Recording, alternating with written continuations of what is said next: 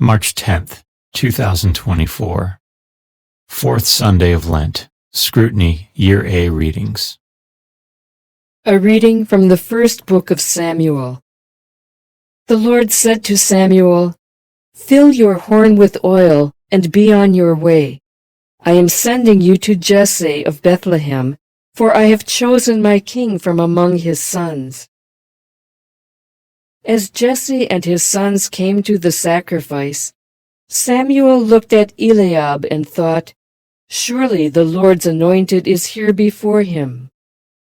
But the Lord said to Samuel, "Do not judge from his appearance or from his lofty stature, because I have rejected him. Not as man sees does God see, because man sees the appearance, but the Lord looks into the heart." In the same way, Jesse presented 7 sons before Samuel. But Samuel said to Jesse, "The Lord has not chosen any one of these." Then Samuel asked Jesse, "Are these all the sons you have?" Jesse replied, "There is still the youngest who is tending the sheep."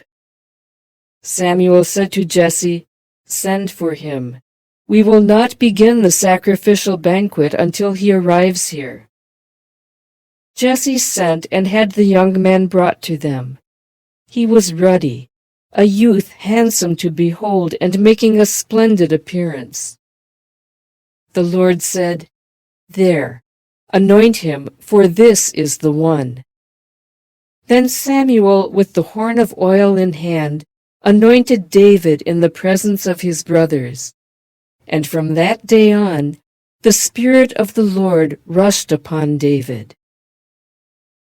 The word of the Lord.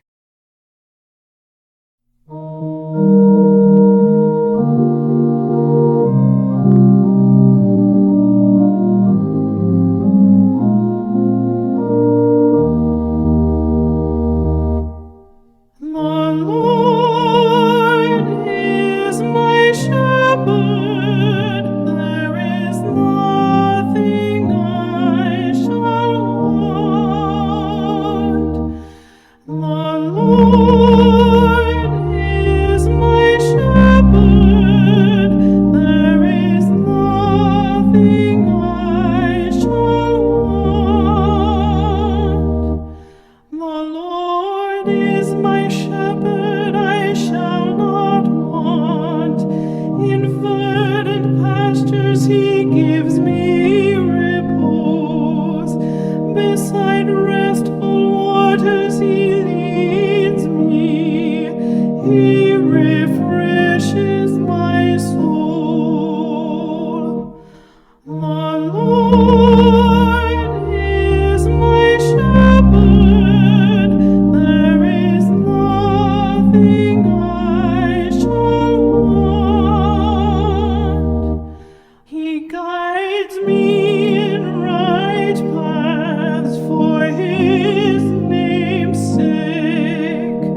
Even though I walk in the dark valley, I fear no evil, for you are at my side, with your rod and your staff that give me courage.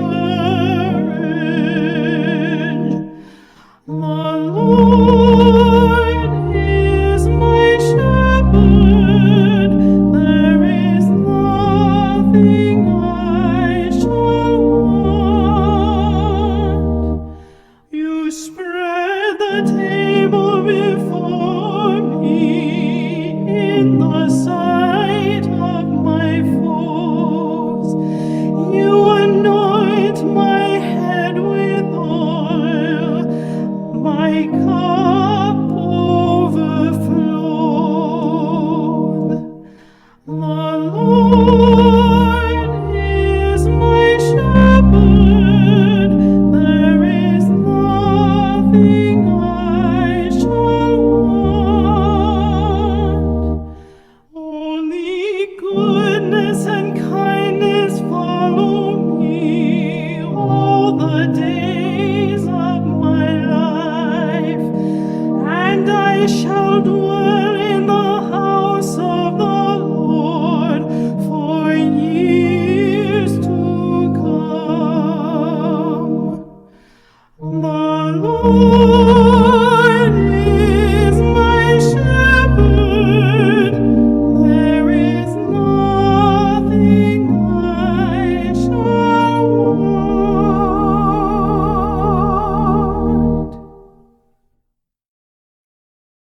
A reading from the letter of St. Paul to the Ephesians. Brothers and sisters, you were once darkness, but now you are light in the Lord. Live as children of light, for light produces every kind of goodness and righteousness and truth. Try to learn what is pleasing to the Lord. Take no part in the fruitless works of darkness, rather expose them, for it is shameful even to mention the things done by them in secret. But everything exposed by the light becomes visible, for everything that becomes visible is light. Therefore it says, "Awake, O sleeper, and arise from the dead, and Christ will give you light." The word of the Lord. A reading from the Holy Gospel according to John. As Jesus passed by, he saw a man blind from birth. His disciples asked him, "Rabbi, who sinned, this man or his parents, that he was born blind?" Jesus answered, "Neither he nor his parents sinned. It is so that the works of God might be made visible through him. We have to do the works of the one who sent me while it is day. Night is coming, when no one can work. While I am in the world, I am the light of the world." When he had said this, he spat on the ground, and made clay with the saliva, and smeared the clay on his eyes, and said to him, "Go wash in the pool of Siloam," which means sent. So he went and washed, and came back able to see. His neighbors and those who had seen him earlier as a beggar said, "Isn't this the one who used to sit and beg?" Some said it is, but others said, "No, he just looks like him." He said, "I am." So they said to him, "How were your eyes opened?" He replied, "The man called Jesus made clay and anointed my eyes and told me, 'Go to Siloam and wash.' So I went there and washed and was able to see." And they said to him, "Where is he?" He said, "I don't know." They brought the one who was once blind to the Pharisees. Now Jesus had made clay and opened his eyes on a Sabbath. So then the Pharisees also asked him how he was able to see. He said to them, "He put clay on my eyes, and I washed, and now I can see." So some of the Pharisees said, "This man is not from God, because he does not keep the Sabbath." But others said, "How can a sinful man do such signs?" And there was a division among them. So they said to the blind man again, "What do you have to say about him, since he opened your eyes?" He said, "He is a prophet." Now the Jews did not believe that he had been blind and gained his sight until they summoned the parents of the one who had gained his sight. They asked them, "Is this your son, who you say was born blind? How does he now see?" His parents answered and said, "We know that this is our son and that he was born blind. We do not know how he sees now, nor do we know who opened his eyes. Ask him, he is of age. He can speak for himself." His parents said this because they were afraid of the Jews, for the Jews had already agreed that if anyone acknowledged him as the Christ, he would be expelled from the synagogue. For this reason his parents said, "He is of age, question him." So a second time they called the man who had been blind and said to him, "Give God the praise, we know that this man is a sinner." He replied, "If he is a sinner, I do not know. One thing I do know is that I was blind, and now I see." So they said to him, "What did he do to you? How did he open your eyes?" He answered them, "I told you already, and you did not listen. Why do you want to hear it again? Do you want to become his disciples too?" They ridiculed him and said, "You are that man's disciple.